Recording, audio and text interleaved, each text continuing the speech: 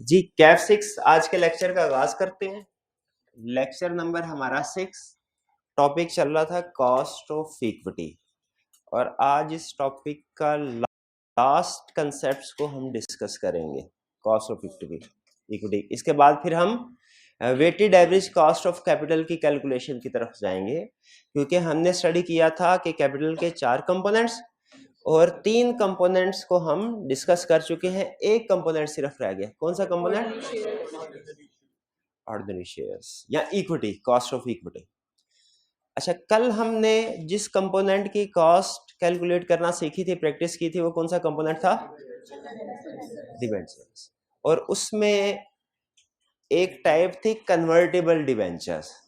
ठीक है, जब डिबेंचर कन्वर्टिबल हो तो हमने उसकी कॉस्ट कैलकुलेट करते हुए मैच्योरिटी वैल्यू क्या रखनी है? मैच्योरिटी वैल्यू क्या रखनी है? एक दफा कन्वर्जन के साथ कैलकुलेट करनी है हमने कॉस्ट, और एक दफा विदाउट कन्वर्जन। ठीक है, कन्वर्जन के साथ हमने क्लास में कैलकुलेशन कर ली थी, और विदाउट कन्वर्जन मैंने आपसे कहा था कि आपने घर से होम असाइनमेंट आपकी आपने कैलकुलेशन करके आनी है। कितने स्टूडेंट्स ने विदाउट कन्वर्जन कैलकुलेशन की है? जरा हाथ उठाइए। शाबाश, तकरीबन 70% स्टूडेंट ने की है। इसका जो आंसर आना चाहिए वो आना चाहिए 0.7%। और हमने जो विद कन्वर्जन कॉस्ट कैलकुलेट की थी वो शायद 9.9% थी। तो विद कन्वर्जन कॉस्ट बन रही है 9.9%, विदाउट कन्वर्जन कॉस्ट बन रही है 0.7%। तो हमारी कंपनी कौन सी कॉस्ट लेगी? इसके 9.9%, विच एवर इज हायर। ठीक है, क्योंकि जिसकी कॉस्ट है, जो डिबेंचर होल्डर है वो तो वही ऑप्शन सेलेक्ट करेगा जिसमें उसको ज्यादा फायदा है। जिसमें डिबेंचर होल्डर को ज्यादा फायदा है उसमें कंपनी को ज्यादा नुकसान है, कंपनी को ज्यादा पेमेंट करनी पड़ेगी। तो जाहिर है फिर इस लिहाज से कंपनी की कॉस्ट क्या होगी? 9.9%। ये कंसेप्ट क्लियर? अच्छा, एक और कंसेप्ट आगे चलने से पहले वो भी डिस्कस कर लूं। कुछ स्टूडेंट ने शेयर किया था, 3-4 स्टूडेंट ने ये पॉइंट कि सर हम अकाउंटिंग में रिडीमेबल प्रेफरेंस शेयर पे जो डिविडेंड पे होता है ना, इसको हम इनकम स्टेटमेंट में रिकॉर्ड करते हैं फाइनेंस कॉस्ट में। ठीक है, ये बात उनकी बिल्कुल ठीक है। ठीक है कि अकाउंटिंग में इस तरीके से करते हैं, लेकिन याद रखें हर सब्जेक्ट की कुछ अपने ट्रीटमेंट या रिक्वायरमेंट्स होते हैं। अकाउंटिंग में शायद इस वजह से करते हो, सब्सटेंस ओवर फॉर्म का कंसेप्ट होता हो या शायद कोई और, लेकिन लॉ में और फाइनेंस में, इन दोनों में याद रखें जो प्रेफरेंस शेयर्स हैं इसको कैपिटल का हिस्सा माना जाता है। अगर आपने कंपनी लॉ पढ़ा है तो उसमें भी आपने देखा होगा वो जो प्रेफरेंस शेयर्स होते हैं उन्हें शेयर कैपिटल का हिस्सा माना जाता है। तो लॉ फाइनेंस में भी जो प्रेफरेंस शेयर्स हैं उनको शेयर समझा जाता है कैपिटल, और उसके ऊपर जो भी रिटर्न मिलता है उसे हम डिविडेंड कहते हैं, और वो उसका टैक्स एडजस्टमेंट नहीं होती है। ये ध्यान में रखिएगा, प्रेफरेंस शेयर्स चाहे रिडीमेबल हो चाहे इरिडीमेबल हो, इन पे जो डिविडेंड पे करेंगे उन पे टैक्स एडजस्टमेंट नहीं होगी। हमने कॉस्ट कैलकुलेट करते हुए, cost of preference share calculate करते हुए इनको विदाउट टैक्स कैलकुलेशन लेनी है। यह बात क्लियर होगी? चलिए, अभी तक हम किस जगह पे हैं? कॉस्ट ऑफ कैपिटल कैलकुलेट कर रहे हैं। क्यों कॉस्ट ऑफ कैपिटल कैलकुलेट कर रहे हैं? क्योंकि इसकी बेस पे हम एक दफा कैलकुलेट करनी है हमने साल के शुरू में, फिर इसके बाद सारा साल जो हमने इन्वेस्टमेंट के डिसीजन करने हैं ना कि किस प्रोजेक्ट में इन्वेस्टमेंट करनी चाहिए किस में नहीं, वो इस कॉस्ट ऑफ कैपिटल को सामने रख के डिसीजन करने हैं। जिस प्रोजेक्ट की रिटर्न इस कॉस्ट से ज्यादा होगा उसमें इन्वेस्टमेंट की जाएगी, जिसका रिटर्न कॉस्ट से कम है उसको नहीं छेड़ा जाएगा। तो इसलिए कॉस्ट ऑफ कैपिटल कैलकुलेट कर रहे हैं। अब कॉस्ट ऑफ कैपिटल में चूंकि कैपिटल के 4 कंपोनेंट्स हैं, वन बाय वन सबकी कॉस्ट कैलकुलेट करेंगे, फिर लास्ट स्टेप में सबको जोड़ देंगे। ठीक है, लास्ट स्टेप इतना मुश्किल नहीं है, वो बहुत आसान है। ठीक है, उसमें सिर्फ आपने ऑलरेडी जो कंसेप्ट सीखे हुए हैं उन्हीं को आपने इकट्ठा करना है, ऐड करना है। जो कैलकुलेशन आपने अलग-अलग सीखी है क्वेश्चन में वो इकट्ठी आ जाएगी, 2 या 3 की, आपने उनको ऐड अप करना है। सिंपल, वो कोई मसला नहीं है। आज हम स्टडी करने जा रहे हैं अपना लास्ट कंपोनेंट कैपिटल का, जो कि है कॉस्ट ऑफ इक्विटी। अच्छा, इक्विटी मतलब ऑर्डिनरी शेयर। इसमें एक चीज तो पहले ही आपको पता होनी चाहिए, क्या कि क्या इसमें कोई टैक्स एडजस्टमेंट हुआ करेगी? वो नहीं हुआ करेगी, ठीक है, क्योंकि जो ऑर्डिनरी शेयर्स पे पेमेंट होगी और डिविडेंड है, ये चीज एक जहन में रखिएगा। अच्छा, अब हमने कॉस्ट ऑफ इक्विटी कैलकुलेट करना है। कॉस्ट ऑफ इक्विटी कैलकुलेट करने के दो बड़े तरीके हैं। एक तरीका है डिविडेंड वैल्यूएशन मॉडल, और दूसरा तरीका है capital asset pricing model, CAPM। इसे समटाइम हम कैपम भी बोल देते हैं, कैपिटल एसेट प्राइसिंग मॉडल। सबसे पहले तो ये जहन में रखिए कि या तो क्वेश्चन में आपको खुद से बताएगा कि आपने डिविडेंड वैल्यूएशन मॉडल से कैलकुलेशन करनी है या कैपिटल एसेट प्राइसिंग मॉडल से कैलकुलेशन करनी है, या तो खुद से बता देगा या आपको इंफॉर्मेशन ही वो बताएगा। इंफॉर्मेशन ही वो वाली बताएगा जो कि डिविडेंड वैल्यूएशन मॉडल में यूज होनी है। इंफॉर्मेशन ही आपको वो बताएगा जो कैपिटल एसेट प्राइसिंग मॉडल में यूज होनी है, ठीक है। या तो खुद से बता देगा या इंफॉर्मेशन वो देगा कि आपको देख के पता चल जाएगा कि इस इंफॉर्मेशन के मुताबिक ये फार्मूला लगना। तो कॉस्ट ऑफ इक्विटी कैलकुलेट करने के दो तरीके कौन से हैं? Dividend valuation model, capital asset pricing model, ठीक है। डिविडेंड वैल्यूएशन मॉडल में हम क्या करते हैं? हम डिविडेंड को डिस्काउंट करते हैं, सिंपल, हम डिविडेंड को डिस्काउंट करते हैं। ये है डिविडेंड वैल्यूएशन मॉडल। और कैपिटल एसेट प्राइसिंग मॉडल ये भी थोड़ी देर में हम डिस्कस करेंगे, पहले डिविडेंड वैल्यूएशन मॉडल की तरफ आते हैं। इसमें दो फर्दर ऑप्शंस हैं। आप जिस कंपनी डिविडेंड वैल्यूएशन मॉडल में आप करते क्या है, आपने जिस कंपनी की कॉस्ट कैलकुलेट करनी होती है उस कंपनी का डिविडेंड आपके सामने होना जरूरी है। उस कंपनी का डिविडेंड आपके सामने होना जरूरी है। उस डिविडेंड की मदद से आप कॉस्ट कैलकुलेट करते हैं। बेसिक कंसेप्ट आपको बता रहा हूं, बेसिक कंसेप्ट सिंपल है। अगर एक कंपनी के शेयर की प्राइस 100 रुपीज है और उसका डिविडेंड 12 रुपीज है, उसने 12 रुपीज पे किया, तो उसकी कॉस्ट क्या होगी? 12%। सिंपल, यह है डिविडेंड वैल्यूएशन। अब इसमें सम टाइम ऐसा होता है कि कंपनी ये कहती है कि हम सारी जिंदगी सेम डिविडेंड पे करते रहेंगे, हम सारी जिंदगी इसी लेवल पे ऑपरेट करते रहेंगे। अच्छा, आगे चलने से पहले मैं आपसे एक क्वेश्चन पूछता हूं। फर्ज कीजिए आप इन्वेस्टर हैं, आपने किसी कंपनी के शेयर्स खरीदे,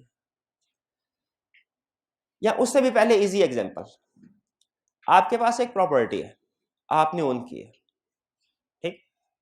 आपको उस प्रॉपर्टी से जो अर्निंग मिलेगी, ठीक है, अगर आप उसे रेंट पे देते हैं किसी को, आपको जो उससे इनकम मिलेगी, आपकी जो उससे वेल्थ बढ़ेगी, वो दो तरह से बढ़ेगी। एक, आपको उससे मंथली रेंट आएगा, वो आपका बेनिफिट है, और दूसरा कैपिटल एप्रिसिएशन, कि लैंड की जो प्राइस वो बढ़ेगी। उसी तरह जब आप किसी कंपनी के शेयर्स खरीदते हैं ना, आपको दो तरह से फाइनेंशियल बेनिफिट होता है। एक, आपको उसका डिविडेंड मिलता रहता है हर साल, और दूसरा उसकी प्राइस बढ़ती रहती है।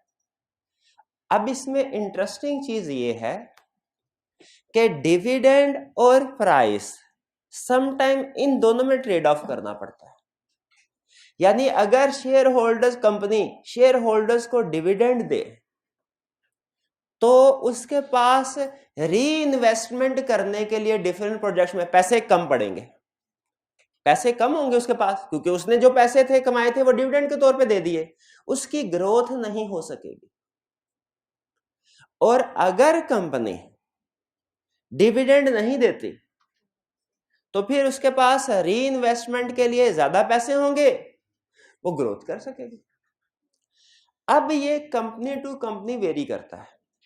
कुछ कंपनी के शेयर होल्डर पसंद करते हैं, भाई जो कुछ कमाओ ना वो हमें डिविडेंड के तौर पे दे दो,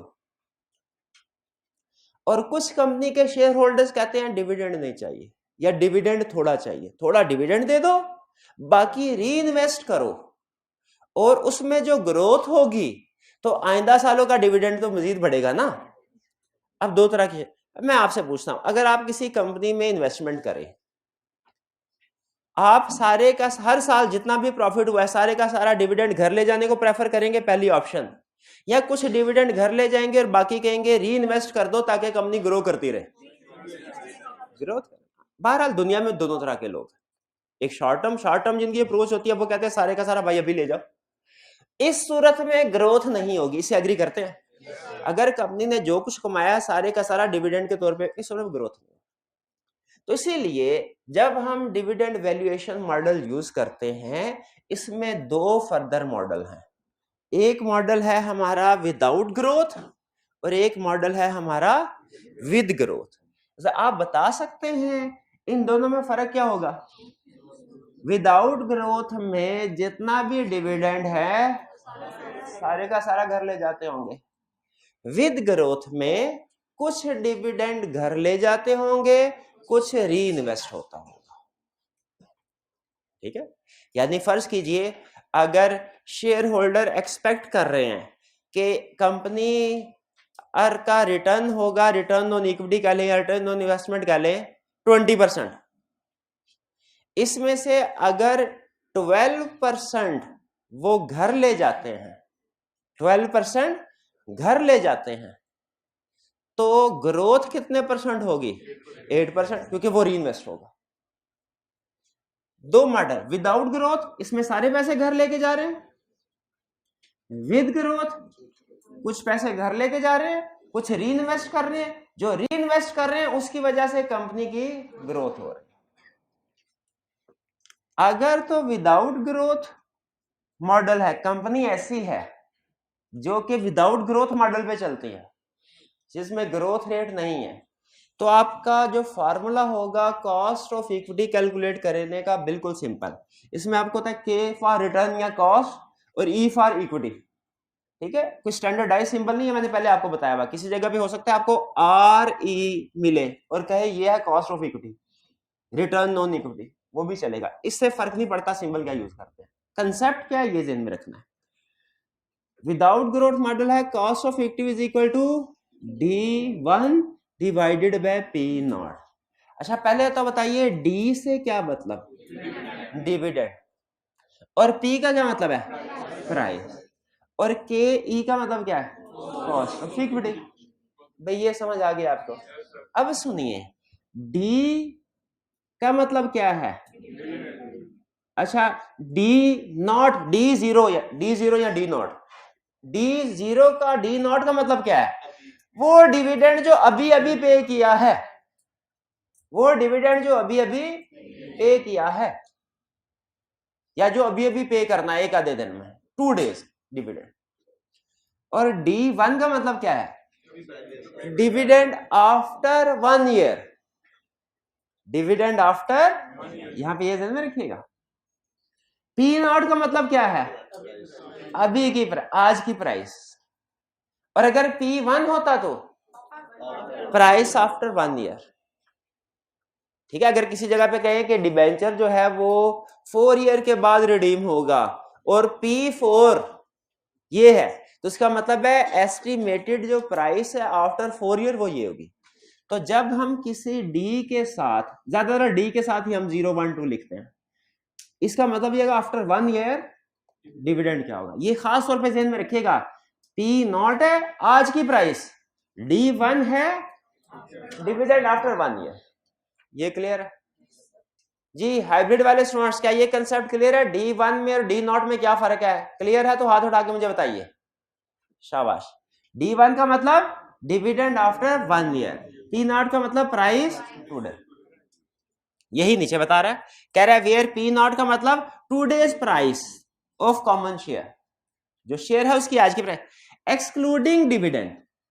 एक्सक्लूडिंग डिविडेंड और कम डिविडेंड, ये दो टर्म्स बोली जाती है, एक्स डिविडेंड, कम डिविडेंड। एक्स डिविडेंड का मतलब होता है कि डिविडेंड अगर उसके ऊपर कोई अनाउंस हुआ है तो अब उस डिविडेंड की वैल्यू को निकाल देना। ठीक है, ये अभी बाद में मैं आपके साथ डिस्कस करूंगा एक्स डिविडेंड और कम डिविडेंड। फिलहाल आपने ये ध्यान में रखना है कि ये जो प्राइस है ये विदाउट डिविडेंड है। ठीक है, एक्स डिविडेंड या सिंपल प्राइस रेंज में रखे विदाउट डिविडेंड, एक्स डिविडेंड को बिल्कुल छोड़ दे, थोड़ी देर के लिए भूल जाए। D1 क्या है? Expected dividend at year end, साल खत्म होने पे जो डिविडेंड एक्सपेक्टेड है, वो जो एक्चुअली रिसेंटली डिविडेंड पे किया है वो नहीं है। कौन सा डिविडेंड है? Expected dividend at year end. अच्छा मुझे ये बताइए, ये फार्मूला तो आपने से पहले पढ़ा हुआ है, क्या नहीं पढ़ा हुआ? कहाँ पढ़ा था? इरिडीमेबल शेयर में, उसमें भी यही फार्मूला था, पक्की बात है। चलिए ये उससे मैच हो गया हमारा, चलिए आगे चलते हैं विद ग्रोथ। अच्छा हाँ, यहाँ पे एक अहम चीज, आप अगर किसी शेयर की कॉस्ट ऑफ इक्विटी कैलकुलेट करना चाहते हैं, फार्मूला क्या होगा? Dividend one. आपको दो ही तरह की इंफॉर्मेशन चाहिए, क्या? साल बाद जो डिविडेंड पे करना है वो, और आज की प्राइस, ठीक है। अच्छा मुझे ये बताइए, अगर आपके मैथ के एक्सपर्ट, और मैथ अभी भी आपको याद है, अगर मैंने आपसे कॉस्ट ऑफ इक्विटी पूछूं तो कौन सी दो इंफॉर्मेशन मुझे देना पड़ेगी? डिविडेंड और प्राइस। और अगर मैं आपसे प्राइस पूछूं कि इस शेयर की प्राइस कैलकुलेट करो, तो फिर मुझे कौन सी चीजें देनी पड़ेंगी आपको? दो, डिविडेंड और कॉस्ट। और वो फार्मूला बिल्कुल से चेंज हो जाएगी पोजीशन, ये पी नॉट इधर आ जाएगा और के इधर आ जाएगा, कॉस्ट। इसमें कोई प्रॉब्लम तो नहीं है। तो अगर आपसे कॉस्ट कैलकुलेट करने को कहे, कॉस्ट कैलकुलेट कर देंगे, और अगर वो प्राइस ऑफ शेयर्स कैलकुलेट करने को कहे, वो भी कर देंगे, पक्की बात है। चले, कंसेप्ट बिल्ड हो रहा है, अभी कैलकुलेशन की तरफ नहीं जा रहा, पहले कंसेप्ट बिल्ड करना चाह रहा हूं, ये okay. With growth, without growth clear. With growth क्या है? विद ग्रोथ बहुत आसान, जो विदाउट ग्रोथ का फार्मूला है उसमें ग्रोथ ऐड कर दें। जो विदाउट ग्रोथ का फार्मूला है, देख लें, वही नहीं है विदाउट ग्रोथ का फार्मूला। विद ग्रोथ कॉस्ट क्या होगी? अब जरा खुद सोचिए, अगर शेयर होल्डर आज इस साल 8% एक्सपेक्ट कर रहा है कि मुझे मिलेगा शेयर, और उसने थोड़ा सैक्रिफाइस भी किया है, डिविडेंड री इन्वेस्ट करवाया है, तो क्या अगले साल आपके ख्याल में वो 8% ही एक्सपेक्ट करेगा? कि जो री इन्वेस्ट करवाया है उस लिहाज से कहेगा मुझे बढ़ा के मिलना चाहिए, उसकी एक्सपेक्टेशन अगले साल में ज्यादा की नहीं होगी? तो खुद बताइए, विद ग्रोथ जो कॉस्ट ऑफ इक्विटी कैलकुलेट करेंगे वो विदाउट ग्रोथ के बराबर होगी, उससे कम या उससे ज्यादा? उससे ज्यादा, क्योंकि इसमें री इन्वेस्टमेंट हो रही है बिजनेस में, बिजनेस ग्रो कर रहा है, बिजनेस ग्रो कर रहा है तो उसके साथ साथ इन्वेस्टर्स की एक्सपेक्टेशन भी ग्रो करेगी कि हमें पैसे ज्यादा मिलने चाहिए। पिछली दफा 8% मिला था, अब ग्रोथ है 10% मिलना चाहिए, तो इसीलिए with growth cost of equity ज्यादा होगी। बेसिक फार्मूला वही, प्लस इसमें हमने ग्रोथ को ऐड कर दिया। विद ग्रोथ में सबसे अहम चीज जी है, विदाउट ग्रोथ में सबसे अहम चीज D1। विदाउट ग्रोथ में जिसने D1 कैलकुलेट कर लिया, क्वेश्चन पास। विद ग्रोथ में जिसने जी कैलकुलेट कर लिया, ग्रोथ रेट, क्वेश्चन पास। ठीक है, अब आपको बता रहा है ग्रोथ कैलकुलेट करनी है ना, इसके भी दो तरीके, इसके भी दो तरीके। पहले हमने कॉस्ट ऑफ इक्विटी पढ़ा, उसके दो बड़े method, without growth, with growth. With growth में हमें पता है जी को ऐड करना है। अब जी इतना शरीफ तो नहीं है वो पेपर में कि हमें जी सीधा दे दे, हमें कैलकुलेशन करवाएगा। कभी कभी वैसे दे भी देता डायरेक्ट जी, ग्रोथ रेट इतना, लेकिन नॉर्मली हमसे कैलकुलेशन करवाएगा, इसके लिए आपने तैयार रहना है। कैलकुलेशन करने के दो तरीके हैं, एक है कैलकुलेशन का तरीका एक्स्ट्रापोलेशन, और एक है कैलकुलेशन का तरीका गॉर्डन्स ग्रोथ मॉडल, ग्रोथ। ठीक है, अब एक्स्ट्रापोलेशन से आप कैसे कैलकुलेट करेंगे? एक्स्ट्रापोलेशन से, एक्स्ट्रापोलेशन होगा क्या, इसमें आपको इंफॉर्मेशन देगा 2000 में शेयर प्राइस थी 10 रुपए, 2001 में शेयर प्राइस हुई 12 रुपए, 2002 में शेयर प्राइस हुई 15 रुपए, 2003 में शेयर प्राइस हुई 20 रुपए, 2004 में शेयर प्राइस है 24 रुपए। ग्रोथ रेट कैलकुलेट कीजिए, ग्रोथ रेट कैलकुलेट कीजिए, आपने उसमें ग्रोथ रेट कैलकुलेट करना। इंटरेस्टिंगली उसने आपको टेबल में 10 साल का हो सकता है डाटा दिया हो, लेकिन यूज सिर्फ 2 साल का होना है, पहले साल का और आखिरी साल का, और बाद में फिर जितने साल हैं उनकी बेस पे हम एवरेज रेट कैलकुलेट करेंगे। आप में से कितने स्टूडेंट ने कॉस्ट काउंटिंग पढ़ी हुई है? अच्छा, उसमें कुछ इस तरह का होता था, हमने, मुझे अब एग्जैक्टली याद नहीं आ रहा, उसमें एक टॉपिक होता, एक कंसेप्ट होता था हाई लेवल लो लेवल, वो शायद हाई लो, उसमें ओवरहेड, फिक्स्ड ओवरहेड को कैलकुलेट कर, वेरिएबल ओवरहेड को यूज कर, हाँ बिल्कुल, उसमें आपको याद है वो डिफरेंट लेवल ऑफ आउटपुट के ऊपर 4-5 के ऊपर आपको डाटा दिया करता, लेकिन आप यूज सिर्फ 2 करते थे, एक हाई वाला एक लो वाला।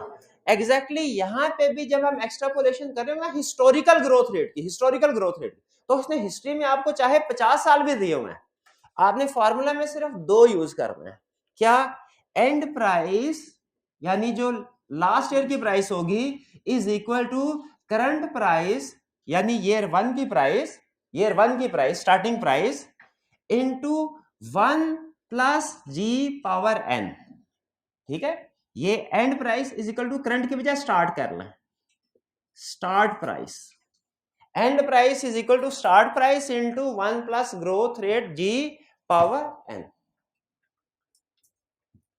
ठीक है। इसी तरह होगा ना, अगर 4 साल में प्राइस स्टार्ट हुई 1.2 से 4 साल में पहुंची 4.6 पे, तो यहां पे क्या आएगा 4.6, यहां पे 1.2, और ये n क्या होगा 4। इसको सॉल्व कर लेंगे मैथमेटिकली, आपके पास जी की फिगर आ गई। क्या आप इस इक्वेशन को सॉल्व कर सकते हैं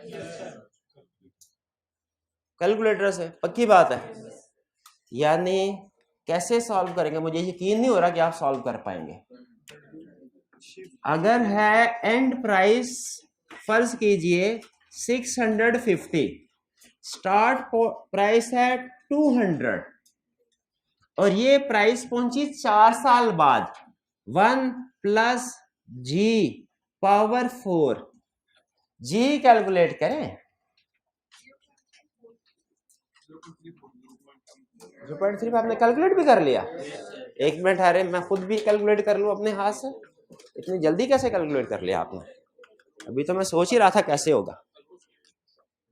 ये होगा कोई 650 divided by 200 is equal to 1 plus g इस सारे की पावर 4, और ये आ गया, यानी ये is equal to 650 divided bye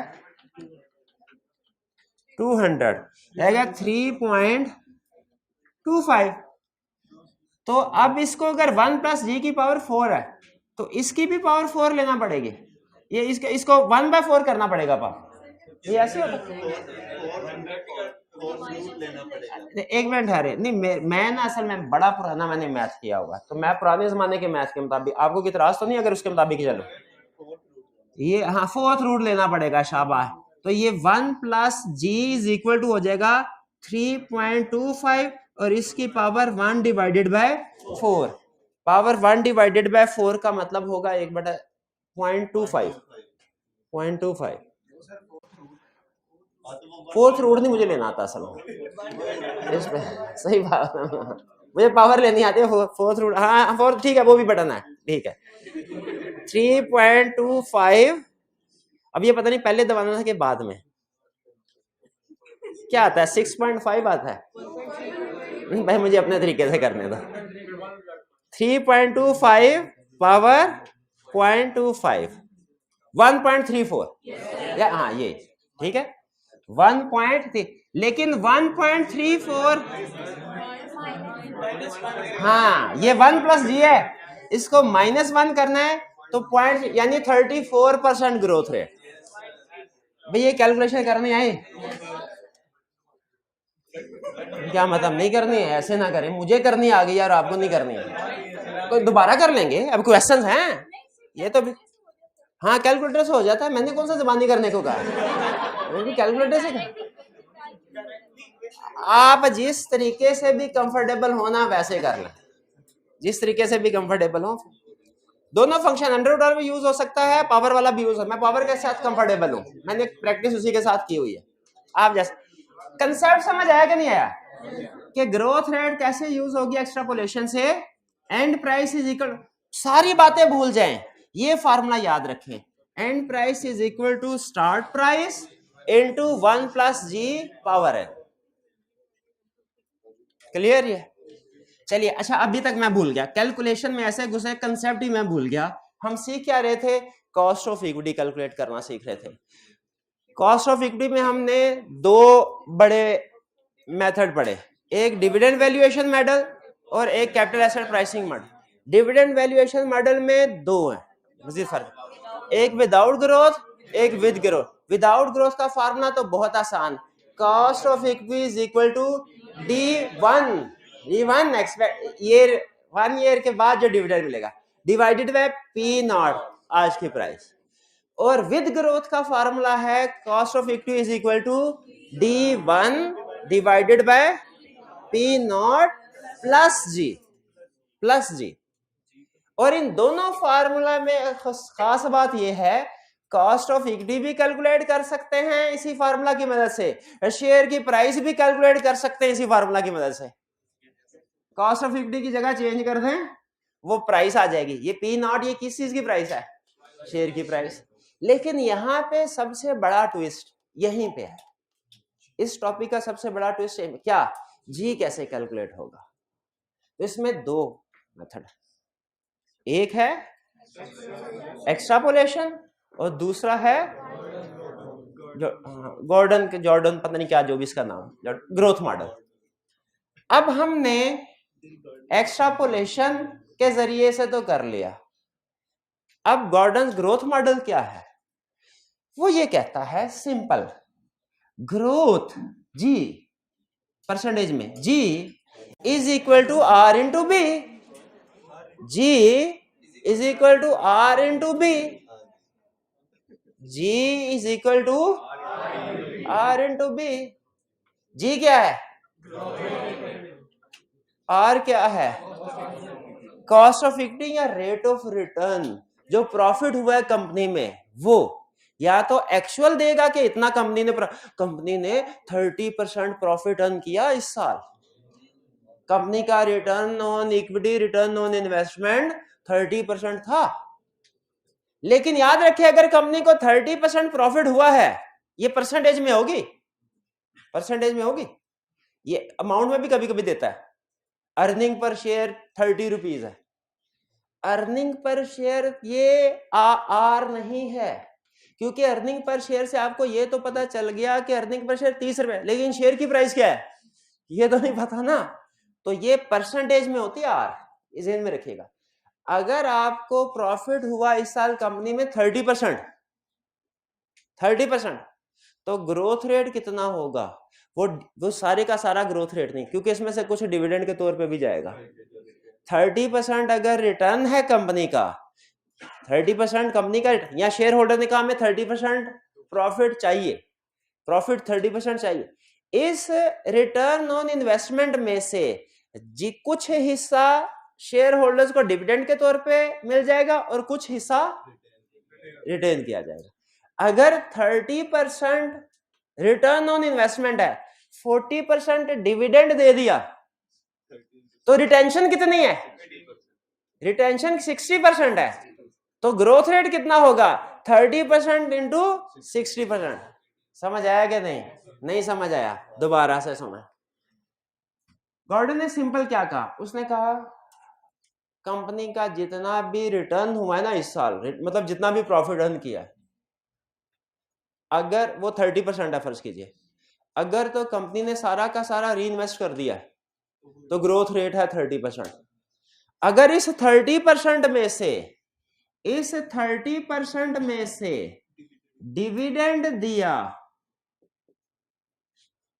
फर्ज कीजिए 10%, और रिटेन किया 90% ही किया होगा बाकी, तो अब ग्रोथ रेट क्या होगा भला? 30% अर्न किया था, इसमें 90% रिटेन कर लिया, तो ग्रोथ आएगी रिटेन की वजह से, जो रिटेन करते हैं इसकी वजह से ग्रोथ आती है ना। तो 30 को 10 से मल्टीप्लाई करना है कि 90 से, ग्रोथ रेट क्या होगा? 27%। 27%। भाई ये समझ आया?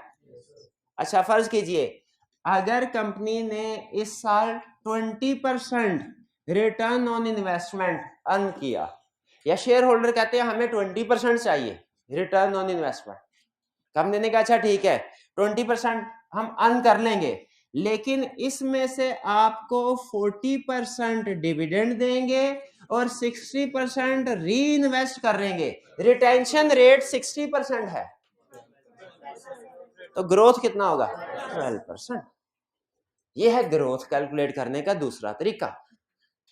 दो तरीके हो गए ग्रोथ कैलकुलेट करने के, एक हिस्टोरिकल रिकॉर्ड के एक्सट्रापोलेशन और दूसरा गॉर्डन्स ग्रोथ मॉडल। भाई कुछ कुछ बात समझ आई? अच्छा मेरा ख्याल है बस थोड़ी ज्यादा टेक्निकल हो गई बात, तो ये कैपिटल एसेट प्राइसिंग मॉडल में आज नहीं समझा रहा, उसके बजाय बेहतर है कि हम क्विकली एक दफा इसको रिवाइज कर लें और इसके कुछ क्वेश्चंस को प्रैक्टिस कर लें, ठीक है ना? चलिए अच्छा अब मुझे जरा क्विक रिवीजन करवाएं। आज हमने कौन सा कंपोनेंट सीखा? Cost of equity. Cost of equity के दो अप्रोचेस हैं कॉस्ट कैलकुलेशन करने के लिए, एक डिविडेंड वैल्यूएशन मॉडल जिसमें डिविडेंड यूज होगा, और जो कैपिटल एसेट प्राइसिंग मॉडल जो पता नहीं क्या होगा कल सीखेंगे। जो डिविडेंड वैल्यूएशन मॉडल है इसमें फर्दर दो अप्रोचेस हैं, एक है विदाउट ग्रोथ, एक है विद ग्रोथ। विदाउट ग्रोथ का फार्मूला वही है जो कि प्रेफरेंस शेयर वाला था, ठीक है, इरिडीमेबल, और आपको पता है कॉमन शेयर होते ही हमेशा इरिडीमेबल है, ठीक है, तो वो फार्मूला क्या है? Cost of equity is equal to D1 divided by P0। और अगर विद ग्रोथ है तो यही formula cost of equity is equal to D1 divided by P0 plus कर देना है जी। और ये ग्रोथ जी रेट कैलकुलेट करना असल काम। अब इस जी ग्रोथ रेट को कैलकुलेट करने के भी दो तरीके हैं, एक यह है हिस्टोरिकल डाटा दिया होगा, आपने उसका एंड वैल्यू स्टार्ट वैल्यू से लेके कैलकुलेशन कर लेती हैं कि end price is equal to start price into 1 plus ji power N, ठीक। और अगर उसने गॉर्डन्स ग्रोथ मॉडल दिया है तो इसमें वो आपको बताएगा कि कंपनी का कॉस्ट ऑफ इक्विटी या जो शेयर होल्डर रिक्वायर कर रहे हैं रिटर्न कितना है और री इन्वेस्टमेंट रेट कितना है, रिटेंशन रेट कितना है। ग्रोथ इज इक्वल टू होगी return on investment multiplied by retention rate. पे आउट रेशो नहीं, पे आउट रेट नहीं, जो डिविडेंड पे किया वो नहीं, क्योंकि वो तो निकल रहा है ना, ग्रोथ उससे थोड़ी होगी, जो रिटेन किया उससे ग्रोथ होगी। ये क्लियर?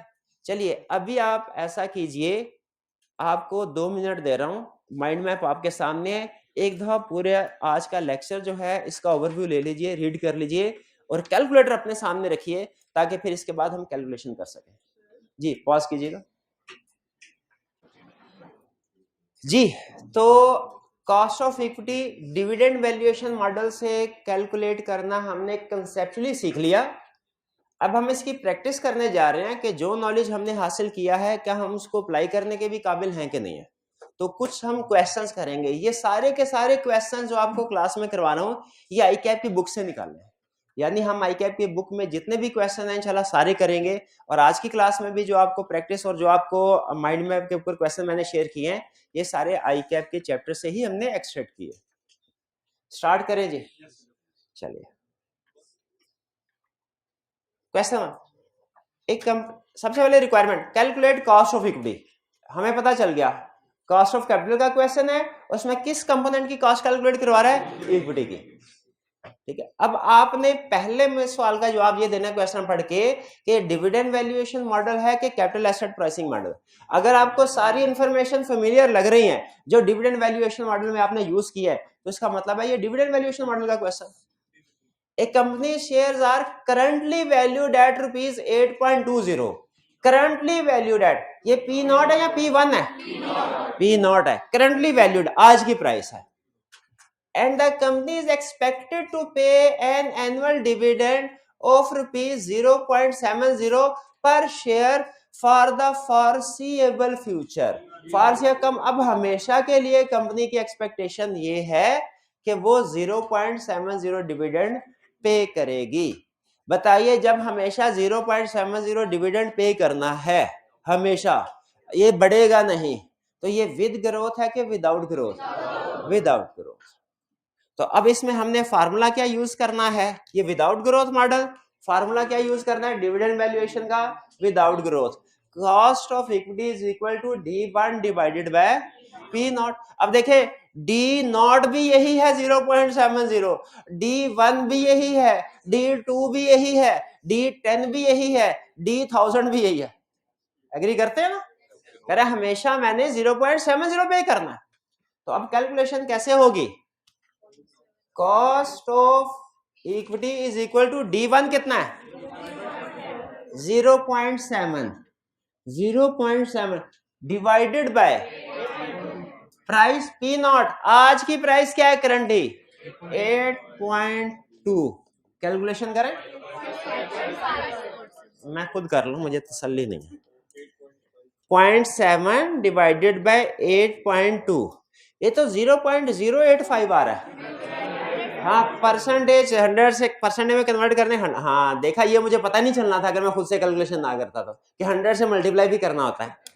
मैं तो घर जाके परेशान हो जाता ना, 0.08% आ रहा है, सर ने 8.5% कहा हुआ है। ठीक है, तो हर फिगर जो है वो आपने अपने हाथ से एक दफा निकालनी है। 8.54%। जी बताइए, यही हाइब्रिड में जिन स्टूडेंट्स की 8.54% आई है कॉस्ट ऑफ इक्विटी, जरा हाथ उठाइए। शाबाश शाबाश। इस क्वेश्चन में कोई प्रॉब्लम नहीं। आगे चले इसको रेज करते हैं और फिर अगले क्वेश्चन की तरफ चलते हैं।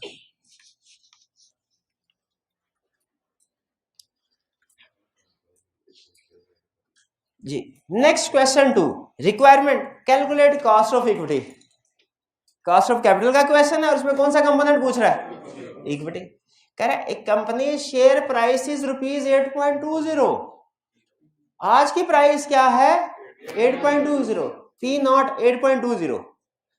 The company has just paid an annual dividend of ₹0.70 per share। अभी ताजा डिविडेंड पे किया है, अभी ताजा डिविडेंड क्या है? 0.70। ये D नॉट है, D not. And the dividend is expected to grow by 3.5% into the foreseeable future। और डिविडेंड 3.5% से ग्रो करेगा। इसका मतलब है 3.5% ग्रोथ रेट, ग्रो करेगा डिविडेंड इसका। अच्छा, क्या अगले साल का डिविडेंड भी 0.7 होगा? 0.7 नहीं होगा, ज्यादा होगा। कितना ज्यादा होगा? 3.5% ज्यादा होगा। तो इसका मतलब है अगले साल का डिविडेंड हो जाएगा 4.2।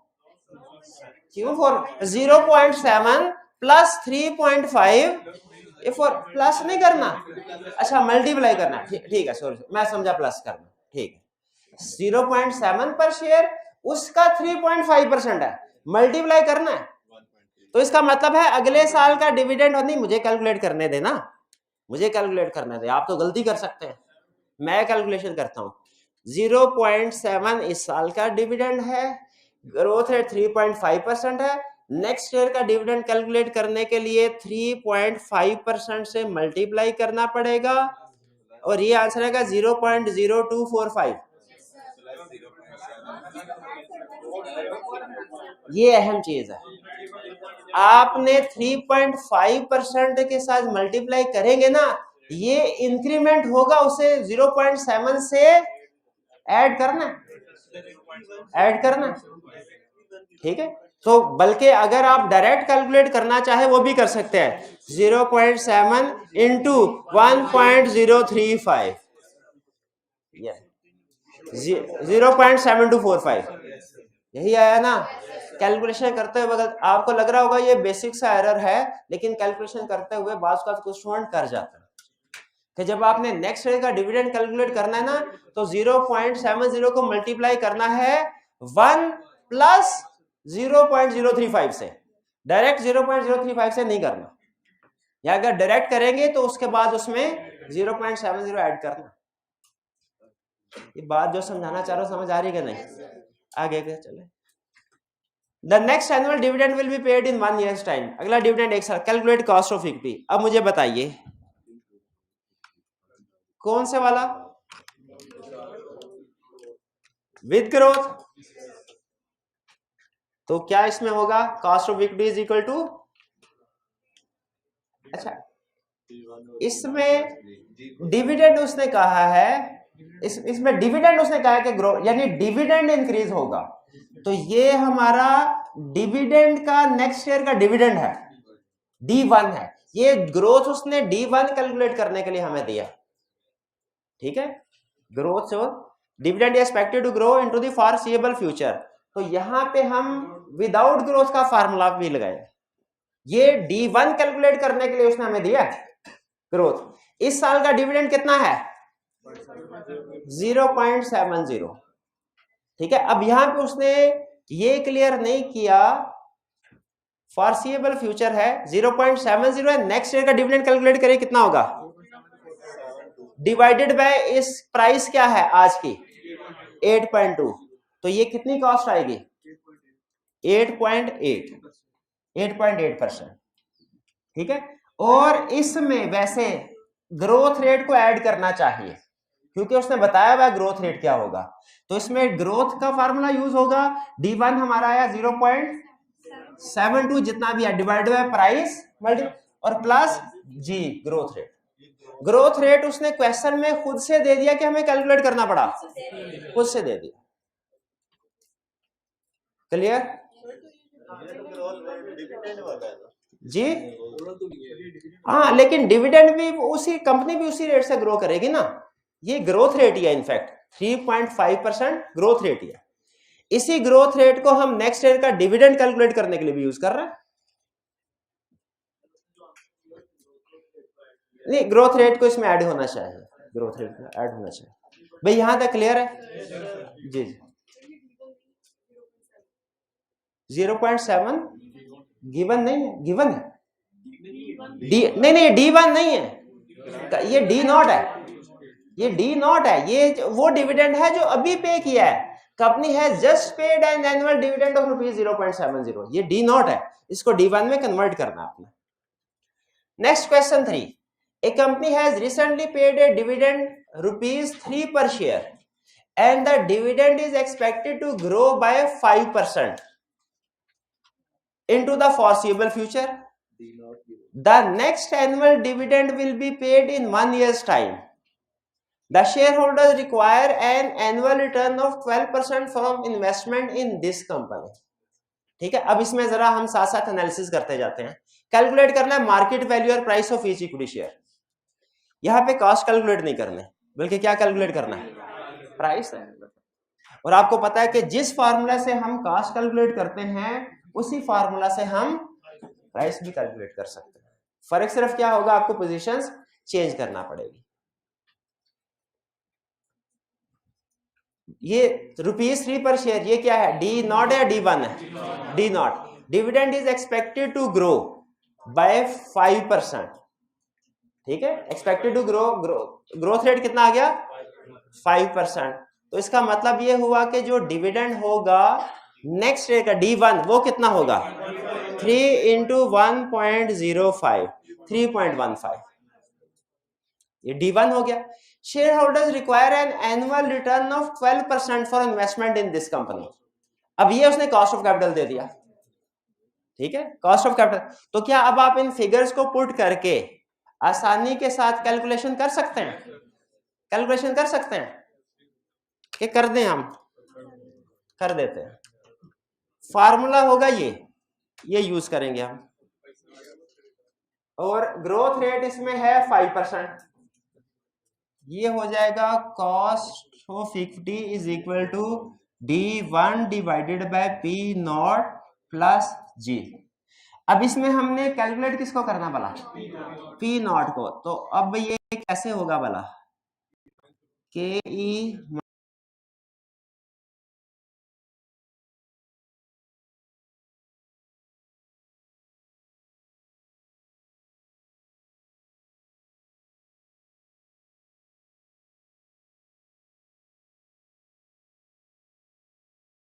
Minus G is equal to D1 divided by P nought, और ये इधर चला जाएगा, P nought is equal to D1 divided by cost of equity minus, देखें यही फार्मूला बनता है ना।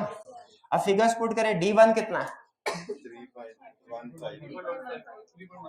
3.15 divided by cost of equity कितनी है 12%। Share holders required annual return 12%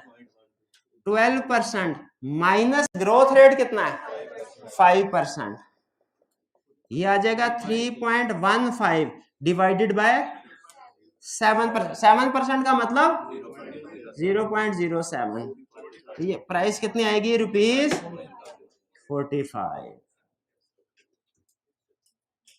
देखें पहुंच गए 45। ये थोड़ी सी कैलकुलेशन थी इसमें जी भाई। आपके कैलकुलेटर पे 45 की फिगर आ रही है, आपके कैलकुलेटर में 45 की फिगर किधर आ रही है 45 की फिगर कहाँ कैलकुलेशन की है। कैलकुलेशन लाजमी करें, सिर्फ देख के ना समझे, हाथ से कैलकुलेशन लाजमी करना है। क्लियर हो गई है जी। चलिए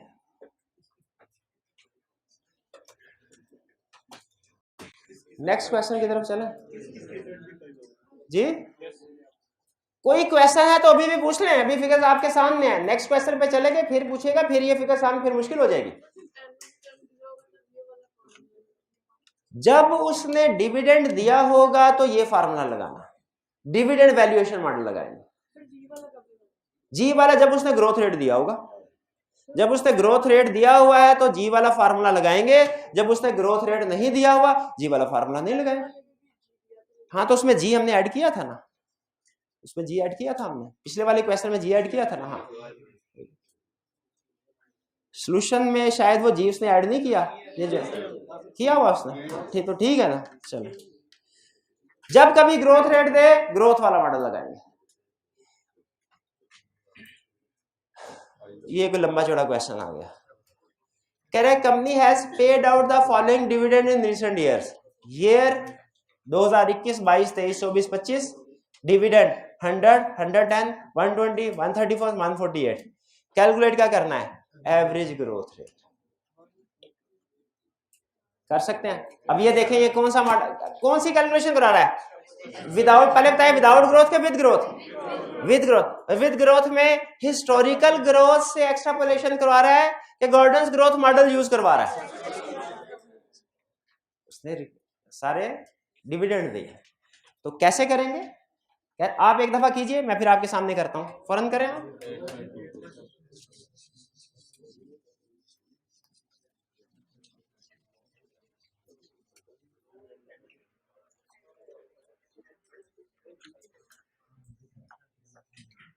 and price is equal to start price into 1 plus ji power N.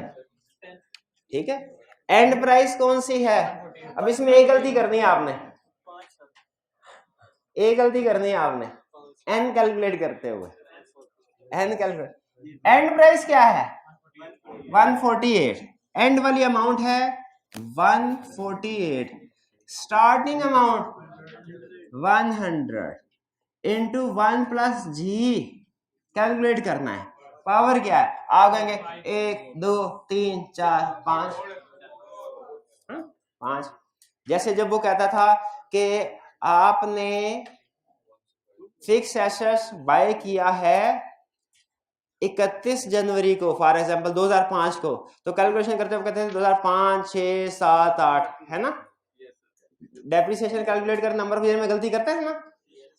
यहां पे ये है वाई नॉट, ईयर नॉट, 2001 है बेस ईयर, ईयर नॉट।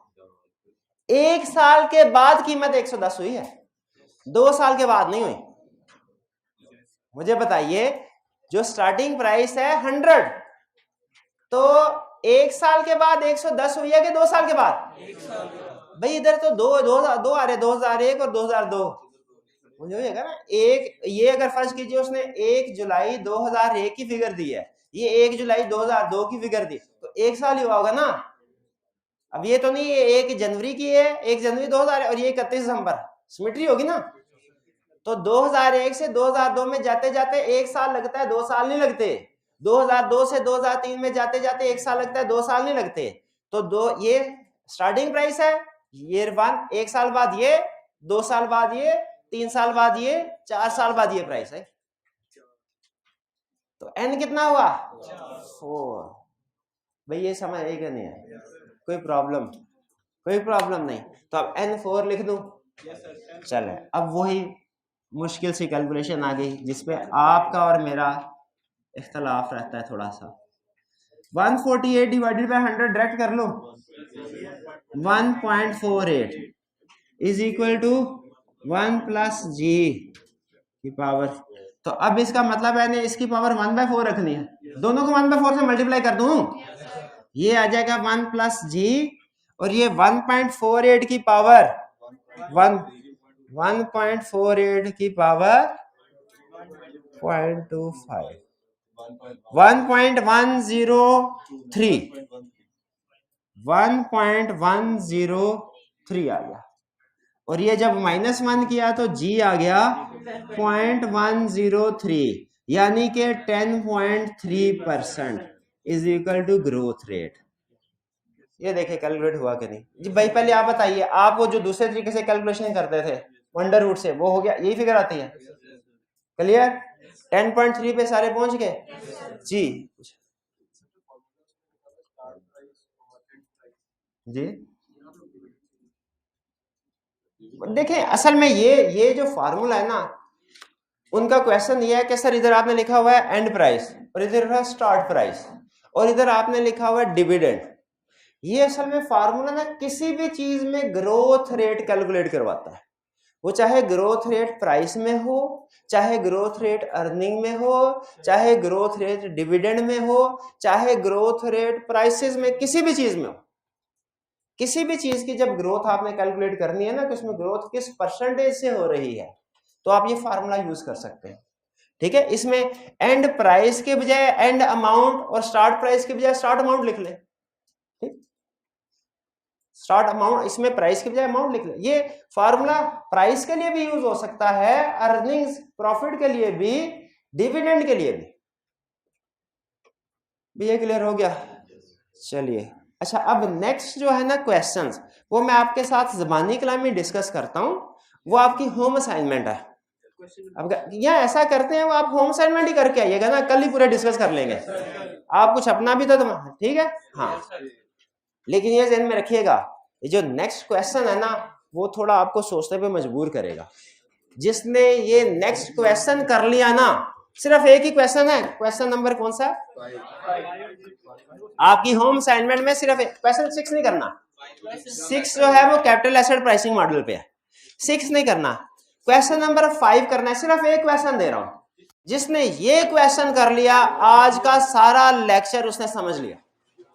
जिसने ये क्वेश्चन कर लिया आज का सारा, तो ये असाइनमेंट करे। और हाइब्रिड वाले खास तौर पे, कल मैंने आके पहले हाइब्रिड वाले स्टूडेंट्स की असाइनमेंट चेक करनी है, फिर इधर फिजिकल वाले क्लास में आना है। हाइब्रिड वाले समझते हैं कि हमने असाइनमेंट ही नहीं करनी होती। ठीक है जी, क्वेश्चन 5 क्लियर होगी असाइनमेंट। आज का लेक्चर यहाँ पे खत्म करते हैं। अल्लाह हाफिज।